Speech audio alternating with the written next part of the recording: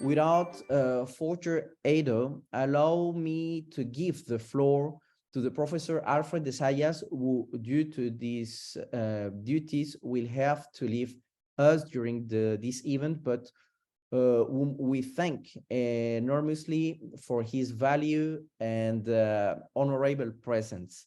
There, Alfred, good afternoon, Geneva. You have the floor, Professor Thank de you, Zayas. David. I had not unmuted myself. As the case may be, I'll be speaking on the Belt and Road Initiative and Sustainable Development Goals. As everybody knows, I was the first independent expert on international order from 2012 to 2018, and I presented 14 reports to the Human Rights Council and to the General Assembly, many of them dealing with issues very, very related to the BRI and to the Sustainable Development Goals. Now, I want to stress that there is a convergence in the goals and in the content of the Belt and Road Initiative and the United Nations Agenda 2030 and the Sustainable Development Goals. Beyond that, actually, I would say that BRI is very much in the spirit of the purposes and principles of the United Nations, which is to bring people together, inclusivity. The paramount principle of international order is, of course, peace. The United Nations Charter commits all states to promoting peace with justice. This is principle 1 of my 25 principles of international order, which I submitted to the Human Rights Council in my 2018 report and republished in chapter 2 of my book, Building a Just World Order. I have a human rights trilogy. Building a Just World Order was the first one in 2021, followed by this book, Challenging Mainstream Narratives, and the third in the trilogy is the Human Rights Industry, which is expected out in the month of May. In this context, I wish to recognize that peace can be served through the expansion of economic relations and enhanced commercial exchanges with other countries. This is what the BRI is committed to do in the 151 participant states, a win-win strategy. Trade is not war, but can be an effective strategy precisely to prevent wars.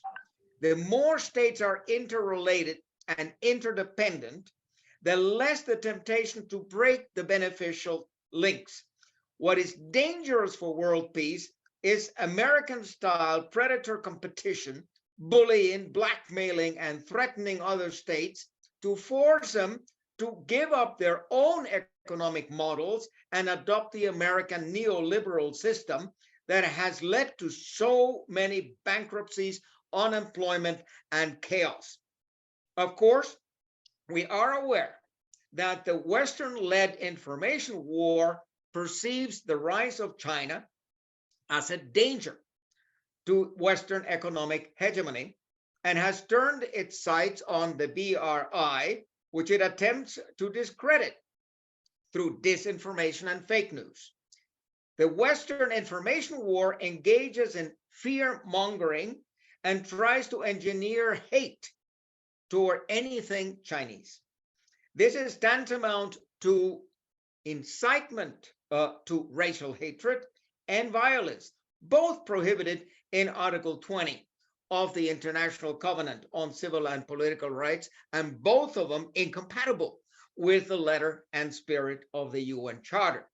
Of course, there are issues to be discussed in the context of building infrastructures in 151 participating countries and financing projects through Chinese loans. Hitherto, the conditionalities of Chinese loans have been reasonable, and they would in any event be subject to modification where necessary. In any event, Chinese loans are not toxic, as many loans given to states by the US-led International Monetary Fund are. I wrote a report on that my 2017 report to the General Assembly was entirely devoted to the abuses of the IMF in its conditionalities. For instance, the privatization of public enterprises, the reduction of public services, the dismissal of civil servants, all tantamount to massive interference in the internal affairs of states with negative impact on the exercise of the ontological obligations of states. What are the ontological obligations of every state? First and foremost, securing the peace and stability of society and addressing the welfare of all persons under its jurisdiction.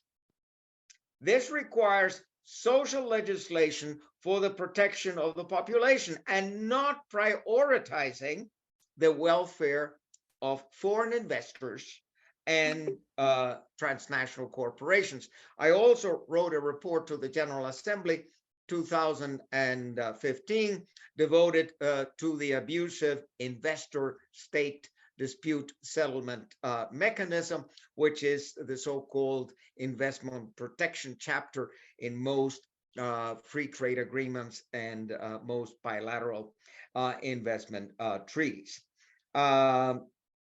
My 2017 report confirms the findings of Naomi Klein. I suppose most of you are familiar with the Canadian author Naomi Klein, who wrote a best-selling book under the title The Shock Doctrine, and it is really an indictment against the abuses by the IMF in transforming people-friendly economies into neoliberal economies that benefit only an elite.